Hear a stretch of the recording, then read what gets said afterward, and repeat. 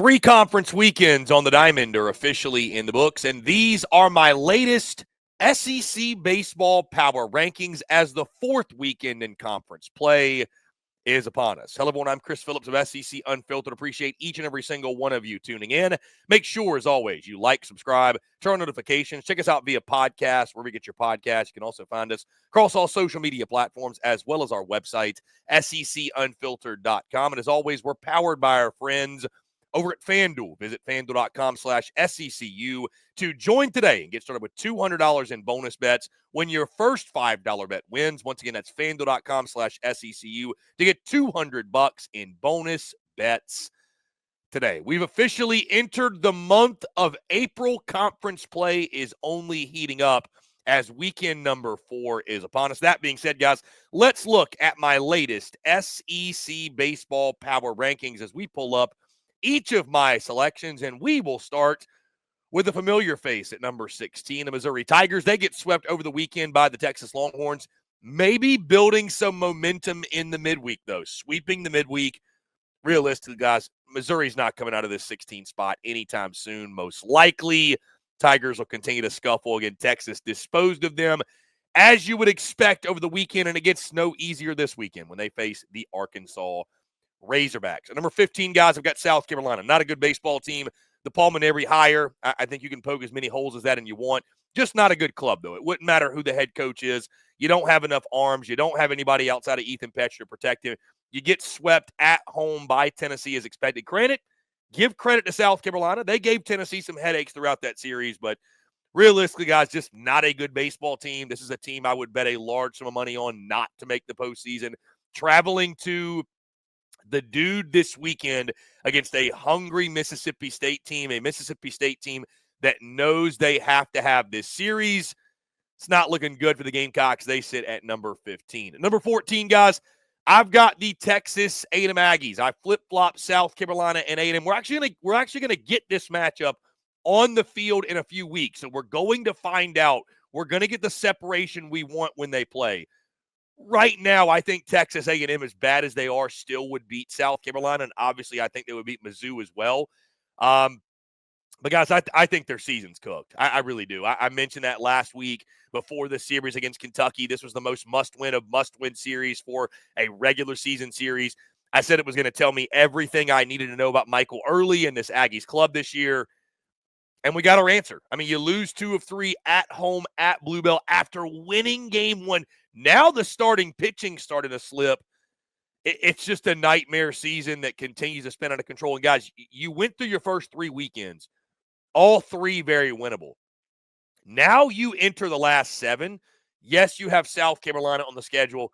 Yes, you have Mizzou, although that's not until the second to last weekend of the season. Guys, you got to go to Knoxville this weekend. You still got Texas. You still got LSU. You still got Arkansas. I mean, you got Georgia to close it out. You've already gone through the winnable part of the schedule. Now you've got the stretch you've got coming down the end. I have no faith, and I don't believe that this A&M team is all of a sudden just going to flip a switch. I think at this point, past the halfway point, I think they are what they are, and that's just not a very good baseball team, and I would bank on them outside of some miracle run. I do not think they are going to make the postseason. I think it should be one and done for Michael Early. Guys, at number 13, I've got the Mississippi State Bulldogs, a team that, went down to Baton Rouge. There's no shame in losing a series at the box, but you get swept. Like I mentioned, guys, they have got a pivotal series this weekend against South Carolina, one that I think they know they have to have from the standpoint of re-energizing the season, getting postseason hopes back on track. State's just a team, man, outside of Pico Cone and Ace Reese has been good, and Hunter Hines at times, he's pretty streaky. He's heated up here of late, but I just feel like they lack star power. Like there's not a lot of guys on that State roster, in that State lineup, even on that State staff that really worry you all that much. They're kind of a boring brand of baseball, if I'm being honest, and the pressure cooker that is Mississippi State, it only continues to heat up on Chris Lemonis. They missed the postseason. I think it'll be very obvious what's going to happen there in Starkville. But Mississippi State at number 13, pivotal weekend upcoming there at the Dude. At number 12, guys, I've got the Vanderbilt Commodores. Saw them in person over the weekend, obviously in Nashville, getting swept by Arkansas. This is not a bad baseball team. But when you're trying to win games, 3-2, 4-3, 5-4 pitching battles against elite level competition, and they've got good lineups, it's going to be really tough sledding. And that's what you saw against Arkansas. They pitched really well. I mean, I thought Vanderbilt pitched really, really well. J.D. Thompson, Fennell in the final game, like they pitched well enough to win at minimum a game. At minimum a game. But when you're facing a lineup like Arkansas that's got the sticks that they've got, that's got the dudes that they've got, at some point the pitching is going to crack. You just cannot depend in 2025 on elite pitching and great defense and just scratching out 2 or 3 runs and winning a ball game. So I don't think Vandy's a bad team. I still think Vandy is a postseason team, but they got to swing it, man. I mean, they just have to swing it. Big road trip this weekend in Gainesville against the Florida Gators, against a desperate Florida team. Speaking of the Florida Gators, I've got Florida number 11. Tough series in Oxford for the Gators. They do get their first SEC win, losing 2 of 3 at Ole Miss. Huge next 3 series to them upcoming. If Florida's going to make the postseason, if Florida's going to make a run at the postseason, they sit 1-8 in SEC play. If they're going to make the postseason, these next 3 SEC weekends will define their season. Vandy, Mizzou, at Mississippi State. It's got to be 3 conference wins. It's got to be 3 series wins. And at minimum, 1 sweep has got to be mixed in there. Pretty simple. Guys, at number 10, I got the Kentucky Wildcats. It was Nick Mingione and Michael Early in a screaming match over the weekend, but Kentucky got the better of Texas A&M, taking 2 of 3. Kentucky's a really, really interesting, sneaky team. They really are. They are a really interesting, sneaky team right now. I still don't really know what to make of the Kentucky Wildcats. Like, just how good are they? You know what I mean? I think they're certainly not going to be like last year, 22-8, but they're going to be that kind of pesky team that's sort of floating around 500 all season. Like, you don't look forward to playing them. I kind of think that's what Nick Mingione has built there in Lexington. I mean, they're never going to be the most talented team on the field necessarily against the big boys, but you just don't really look forward to playing them. So Kentucky, I've got at 10, impressive series win in College Station. Now you have the Ole Miss Rebels coming to your place. Could be a big statement weekend for Nick Mingione and the boys. But, yeah, Kentucky, going to be a pesky team all season long.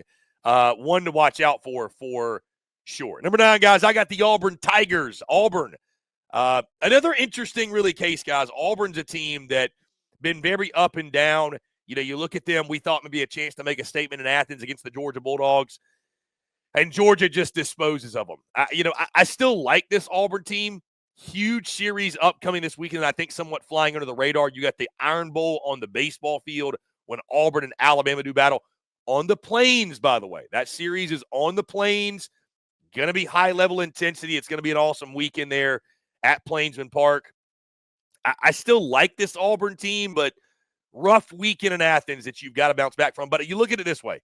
Who's playing hotter baseball than Georgia? We'll talk more about them in a second. I don't want to, knock them completely because a lot of teams have been losing to Georgia the way they did. But, yeah, got to have a bounce back this weekend at home against your arch rival. Guys, at number 8, I've got the Oklahoma Sooners. Oklahoma dropping 2 of 3 on the road at Alabama against a really solid Alabama club. Sooners, this is life in the SEC on the road. This is life in the SEC on the road. It's just tough to go on the road and win. I thought it was a really good series. Kyson Witherspoon, though, I believe now 2 straight starts, has lost his start. So, Oklahoma now going into a massive home series against the LSU Tigers. You talk about an opportunity to make a statement. You got to win Kyson's start. I mean, it's really that simple.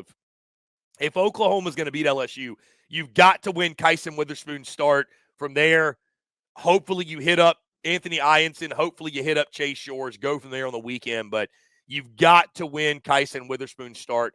Huge opportunity there in Norman this weekend. Guys, at number 7, I've got the Ole Miss Rebels. Like I mentioned, Ole Miss, a team taking 2 of 3 from Florida against a desperate Florida team. Still love the rotation with Hunter Elliott. Riley Maddox got hit up a little bit. He needs to pitch better, but, Judd Udemark swinging a really hot bat. They are a fun team to watch. It's a lot of different guys contributing on a nightly basis. Like I mentioned, guys, really tricky series in Lexington against Kentucky upcoming, but I like this Ole Miss team. I really do. You talk about a team we did not have high expectations for, and look at them now, man. Having a heck of a year thus far. Love this Ole Miss team. Love what they can be in regards to maybe a postseason. Maybe we're talking about Ole Miss hosting postseason baseball. Who knows? Guys, at number 6, I've got the Alabama Crimson Tide. Bama, again, like I mentioned earlier, coming off that series win against Oklahoma. Bama keeps rolling, man. The status of Justin LeBron should be good. Obviously, like he got banged up a little bit in that series against OU, but I think he is fine. You think about it. You take 2 or 3 from Oklahoma, and Riley Quick didn't even pitch. He didn't even pitch. So that is a really encouraging sign. There's depth on that pitching staff. There's depth in that lineup, too. Will Hodo continues to do it big time for them. Brennan Norton does big for them. They got a lot of different guys in that. Like, it's not like a star-studded lineup where it's like a bunch of All-Americans, bunch of draft picks. It's just a bunch of ball players, man. Like, Bama's just a bunch of ball players making it happen. What they've been this year has been awesome to watch. Like I mentioned earlier, huge series on the road at Plainsman. I know people don't think baseball when they first think the state of Alabama, but that should be an intense weekend. I would expect a raucous crowd there at Plainsman Park for all 3 games. Guys, at number 5, I've got the LSU Tigers. Does it feel kind of low for LSU? Yes, a little bit, but that's how good the top of the league has been. I mean, really, truly. I think they've got some things to figure out on the pitching side. They're just asking a lot of young guys to do a lot of different things. And LSU is going to be better for that come end of season. They're going to be better for that in postseason. But, you're going to take some lumps in there. Granted, I'm saying all that. They're coming off a weekend sweep against Mississippi State. It's not like they lost. But I see some of the gripes from LSU folks. And, I understand Case and Evans, William Schmidt, some young guys like that are going to continue to come along. I mean, dude, Derek Curiel, a true freshman, is leading you in average. Like, you talk about youngsters making an impact.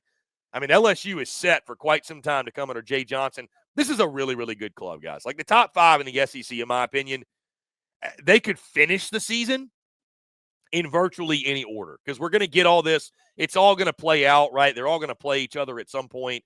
But LSU, coming off that big series sweep against Mississippi State, going to Norman's tricky. Do not sleep on the Norman trip. That is a tricky road trip. Oklahoma is a dangerous club. The good news for LSU, I don't think it's going to be like the most raucous environment you play in all season, but still a tricky road trip against a quality team. But LSU right now, 5 for me. Number 4, guys, I've got the Texas Longhorns ho-hum disposing of Mizzou over the weekend. Easy series sweep. They did lose the midweek, but I mean, Texas State's a giant killer. I mean, they've got the best psycho pitcher in college baseball, the shimmy guy. I mean, dude, they're just Texas State lives for those games.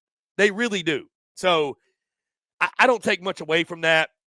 Will Gasparino swinging a stick like a man possessed. The big thing with Texas, guys, what do they look like without Max Ballou? That's the big question. And now you've got Georgia coming to town. We're going to find out. Do you still have enough horses in the stable?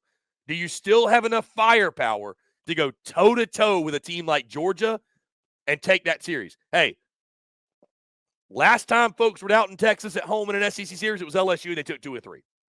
So don't doubt the horns, but the challenge got even more difficult losing Max Ballou. That's a big loss for them.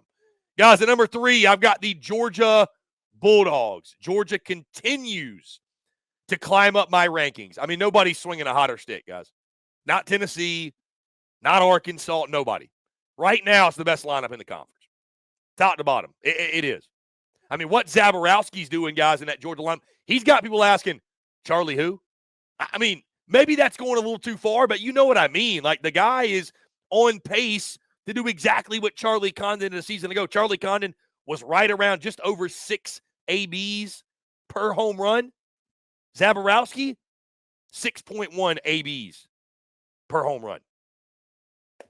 I mean, it's just crazy what he's doing in that line. And it's so many more than just him. They swing it like a church league softball team, and now they're starting to pitch. Now they're starting to pitch. That is the big kicker there. That is the key. They are starting to spin the baseball. Guy like Colton Smith over the weekend against Auburn threw much better. It was a competitive series in Athens, no doubt. But Georgia, I mean, dude, when you're hot, you're hot. They are off to the best 30-game start in school history. Can they keep it going? Man, that series this weekend in Austin is going to be pure cinema. Guys, at number 2, I got the Arkansas Razorbacks. Guys, like I said, I saw them over the weekend in Nashville. I'm going to hate myself for saying it. I really am. Because I've got PTSD from watching the Hogs in the postseason. But my goodness, I mean, this team screams Omahogs. It really does. This team screams Omahogs. I mean, they've always been able to pitch. They always will be able to pitch. Now they can swing it. That's the big thing. Now they can swing it, right? And so now you got a team that can beat you in multiple ways, and we always knew they had talent. It was just, can they swing it effectively enough? Watching them against Vandy, against a good pitching staff, guys, they got boppers 1 through 9 that can hurt you. They really do. They got boppers 1 through 9 that can hurt you. So I love this Hogs team. I loved what I saw from them in person. The lineup is incredibly deep. It's not just the Aloy brothers. It's not just Iredale. It's so many other guys contributing. And then on the mound, Zach Root was filthy. Gabe Gackle looked as good as he's looked in a while. Beetle Cheese looked really good. I mean, it just dude after dude after dude on the mound in the lineup. They finally got 1 through 9 of guys that can swing it. And guys, at number 1, I still got the Tennessee Volunteers. Tennessee sweeps South Carolina over the weekend. I say they've got a big series. They've got a series that at one point looked like it was going to be like the series of the season. Texas A&M coming to town. We all know now what Texas A&M is. And, I mean, gosh, guys, I think a successful weekend for A&M would be winning a game. I really do. Now, some Tennessee fans with some PTSD might sit back and say, man, it's a lot of pressure. But, I mean, what Tennessee is and what they are right now, it would be the shocker of the college baseball season if Tennessee did not take that series. But still, huge weekend in Knoxville. It'll be packed out, a rematch of last year's national championship series. But right now, guys, I mean, Tennessee's still the best team, in my opinion, in the country, best team in the conference.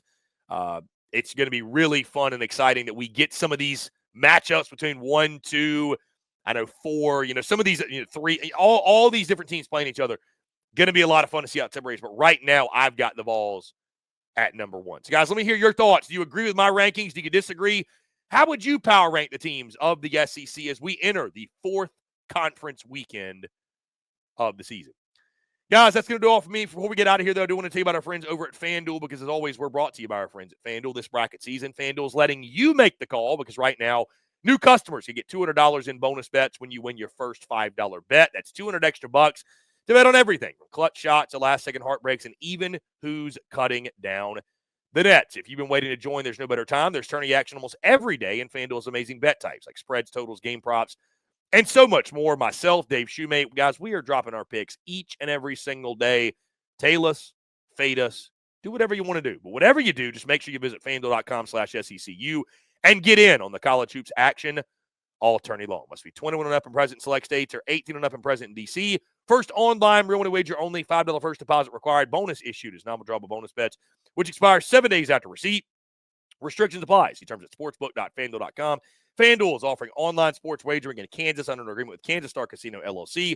Gambling problem? Call 1-800-GAMBLER. Visit FanDuel.com/RG. Call 1-888-789-7777 or visit ccpg.org/chat in Connecticut or visit mdgamblinghelp.org in Maryland. Hope is here. Visit gamblinghelplinema.org or call 800-327-5050 for 24/7 support in Massachusetts or call 1-877-8-HOPE-NY or text HOPE-NY in New York. Guys, once again, we appreciate each and every single one of you tuning in. Let me know your thoughts, your power rankings, how you power rank the teams of the SEC, who belongs where. We'd love to hear from you. Guys, as always, make sure you like, subscribe, turn on notifications. Check us out via podcast where you get your podcast. You can also find us across all social media platforms as well as our website, secunfiltered.com. As always, guys, I'm Chris Phillips of SEC Unfiltered. Appreciate each and every single one of you tuning in, and we will catch you all on the other side.